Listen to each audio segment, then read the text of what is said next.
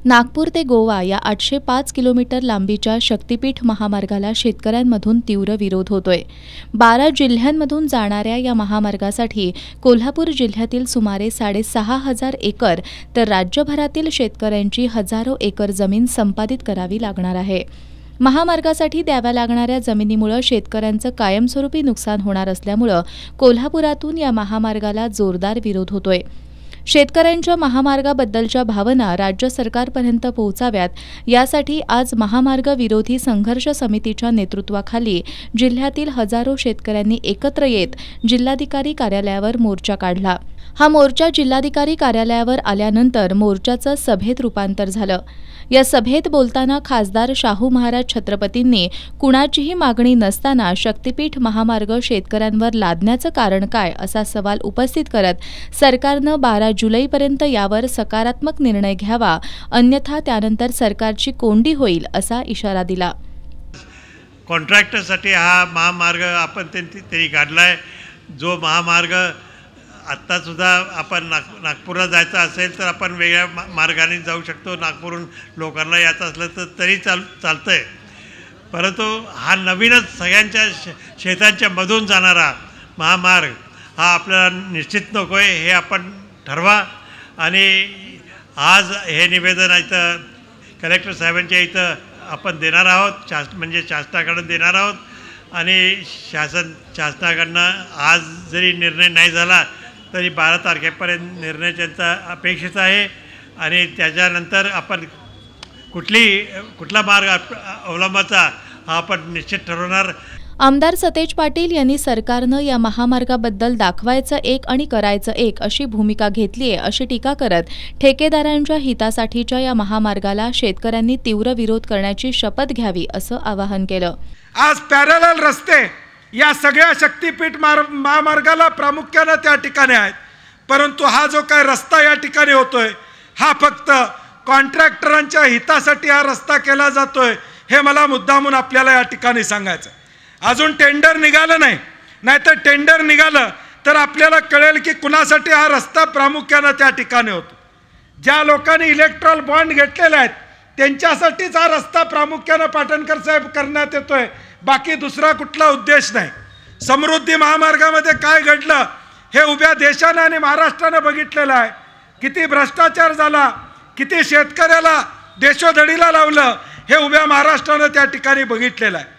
आणि म्हणून हा महामार्ग न होणं हे शेतकऱ्याच्या हिताचं आहे, हे शासनाने या ठिकाणी ओळखावं अशी आमची प्रामुख्याने विनंती या ठिकाणी असणार आहे। सांगलीत या महामार्गाच्या मुद्द्यावरून 2 गट पाडण्याचे प्रयत्न सुरू आहेत।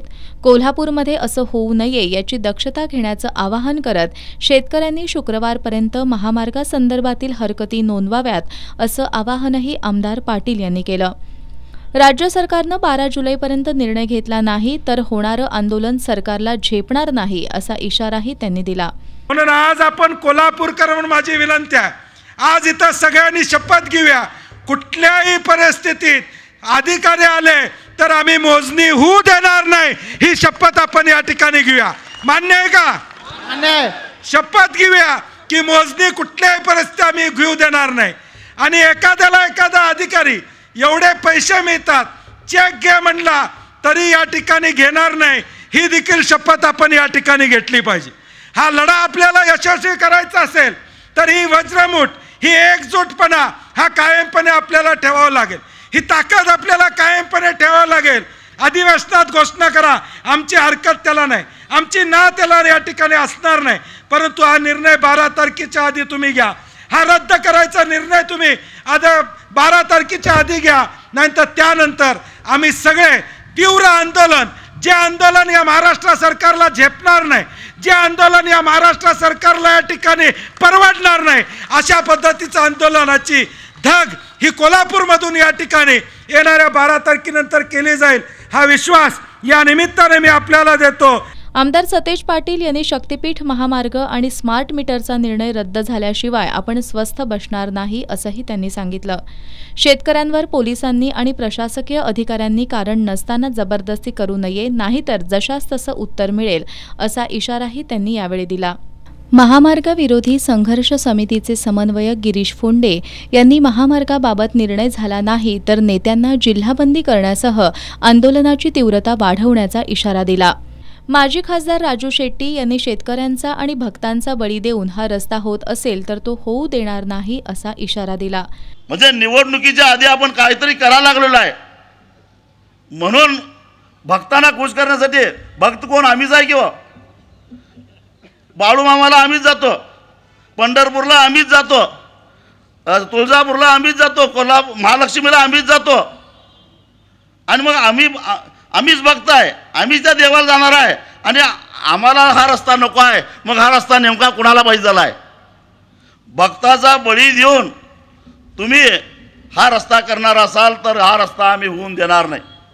आमदार तुराश पाटील यांनी या मार्गाला पर्यायी मार्ग उपलब्ध असताना हा मार्ग कशासाठी असा सवाल उपस्थित करत कोल्हापूर जिल्ह्यातील शेतकऱ्यांवरील हे संकट परतवण्यासाठी सर्वांनी पक्षभेद विसरून एकत्र यावं असं आवाहन केलं। आणि काही शेतकऱ्यांची परिस्थिती अशी देखील आहे की त्यांच्या घरं देखील जातात आणि शेती देखील जाती। हे खऱ्या अर्थानं आमचे शेतकरी भूमिहीन होणार आहेत, ही परिस्थिती दुर्दैवानं आपल्या समोर या ठिकाणी। आणि मग एवढा पर्याय मार्ग आहे, एवढा अशा पद्धतीचा कनेक्टिव्हिटी आपल्या सगळ्या जिल्ह्यांना आहे आणि मग अट्टास का हा प्रश्न आमचा या सरकारच्या विरोधात आहे। शिवसेना ठाकरे गटाचे सहसंपर्क प्रमुख विजय देवणे यांनी सरकारचा दबाव झुगारून लावू असं सांगत पालकमंत्री हसन मुश्रीफ यांच्यावर टीकास्त्र सोडलं। माजी आमदार के.पी. पाटील यांनी महामार्गाचं स्वागत करणारे फलक लावल्याबद्दल आमदार प्रकाश आबिटकर यांच्यावर टीका केली। डॉक्टर भारत पाटणकर यांनी केंद्र आणि राज्य सरकारच्या कायद्यातील तरतुदींचं पालन न करता हा महामार्ग करण्याचा घाट घालण्यात आला असल्यामुळे शेतकऱ्यांनी कुणालाही आपल्या जमिनीत पाय ठेवू देऊ नये असं आवाहन केलं।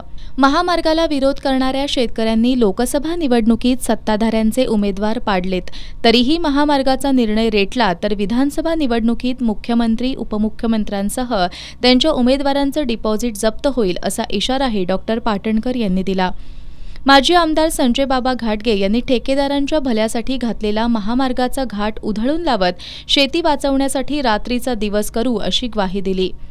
आमदार राजूबाबा आवळे यांनी कंत्राटदारांना हजारो कोटी रुपये मिळवून द्यायचे आणि तोच पैसा निवडणुकीत वापरायचा हे सरकारचं धोरण असल्याची टीका करत अधिवेशनात आवाज उठवण्याची ग्वाही दिली।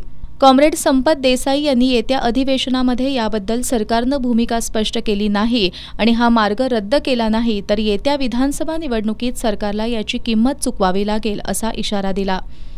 कॉम्रेड शिवाजी मगदूम यांनी सत्ताधारी सुद्धा महामार्ग रद्द करण्याची मागणी करतायत, पण त्यांच्या मागणीला केराची टोपली दाखवली जात असेल तर अशा मंडळींनी राजीनामे देऊन शेतकऱ्यांच्या लढ्यात सामील व्हावं असं आवाहन केलं। यावेळी सम्राट मोरे, महादेव धनवडे, प्रसाद खोबरे, प्रकाश पाटील, के.डी. पाटील, बाबासाहेब देवकर, शिवाजी कांबळे, प्रिया बांडदार, पूजा मोरे, मच्छिंद्र मुगडे, आनंदा पाटील, योगेश कुळमोडे, सुधाकर पाटील, तानाजी भोसले, युवराज पाटील, बाळासाहेब पाटील यांच्यासह जिल्ह्यातील शेतकरी मोठ्या संख्येनं उपस्थित होते।